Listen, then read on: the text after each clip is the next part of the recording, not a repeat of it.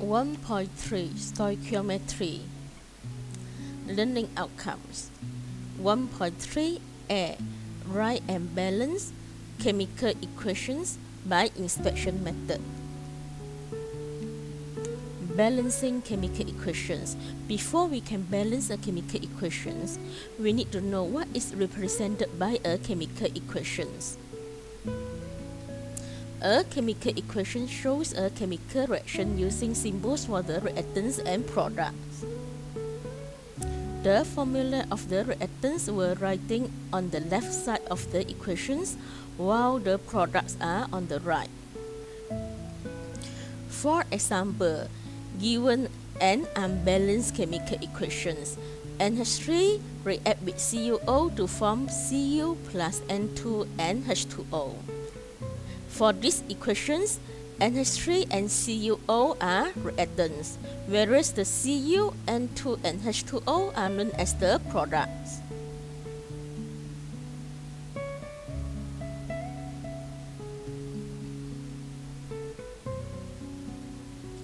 To balance the general chemical equations, inspection method is applied.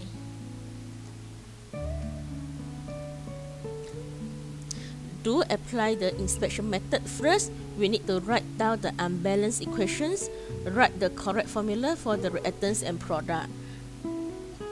Secondly, balance the metallic elements, for example, metal from group 1 and group 2, followed by the non-metallic atoms, for example, elements from group 15, 16 and 17. Next, balance the hydrogen and oxygen atoms. And lastly, check to ensure that the total number of atoms of each element is the same on both sides of equations.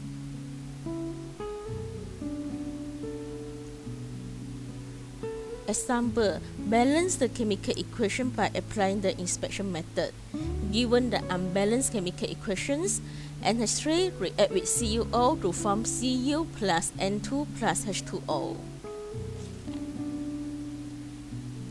To balance the chemical equations, first write down the unbalanced equations. NH3 plus CuO to form Cu plus N2 and H2O. First step, balance the metallic elements. In these equations, metallic elements refer to Cu. Check the number of Cu on both sides of the equations. There are one Cu on the left and there are one Cu on the right. Means Cu is balanced. Next, balance the non-metallic elements. Non-metallic elements means nitrogen in these equations. There are one nitrogen on the left and they have two nitrogen on the right. So to balance it, we need to place the number 2 in front of the NH3. So now nitrogen is balanced. Balance the hydrogen atom. Check the number of hydrogen atom. On the left hand side we have 3 times 2, that is 6 hydrogen, whereas on the right hand side they only have 2 hydrogen. So to balance it, we need to place the number 3 in front of the H2O. So we have 3 H2O.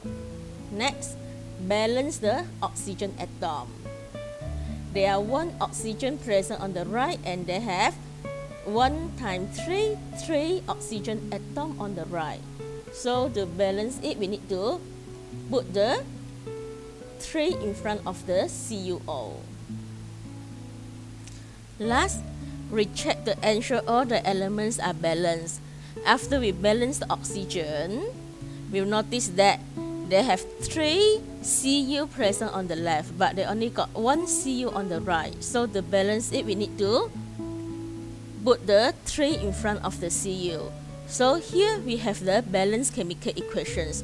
2 NH3 react with 3 CuO to form 3 Cu plus N2 and 3 H2O.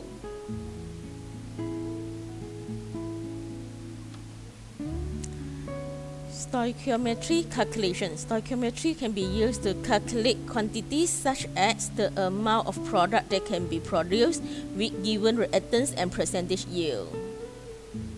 Stoichiometry calculations can predict how elements and components diluted in a standard solution react in experimental conditions. How we can rate the chemical equations? Given a chemical equations, CaCO3 plus 2H2O to form CaCl2 plus CO2 and H2O. These equations can read as 1 mole of CaCO3 react with 2 mole of HCl to yield 1 mole of CaCl2, 1 mole of CO2 and 1 mole of H2O.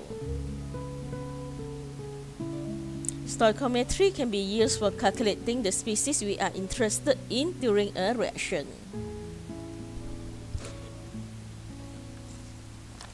Example: in an experiment, 0.20 mole of aluminium is allowed to burn in excess oxygen gas. Given the chemical equations as follows: 4Al react with 3O2 to form 2Al2O3. Assume that the reaction is take place at 25 degrees Celsius and 1 atm. Determine the amount in gram of Al2O3 produced when the reaction is completed. Given that reactive molecular mass of Al2O3 is 102. In these questions, given 0.20 mole of aluminium and asking for the amount in gram for Al2O3.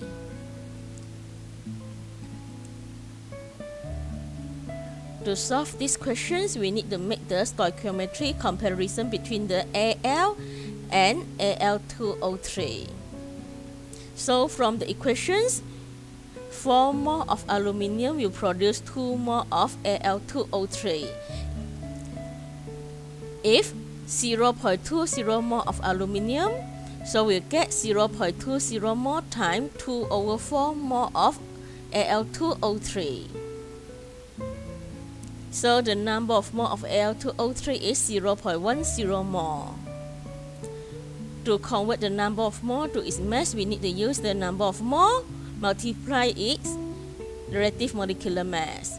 So the mass of Al2O3 produced in this reaction is 10.2 gram.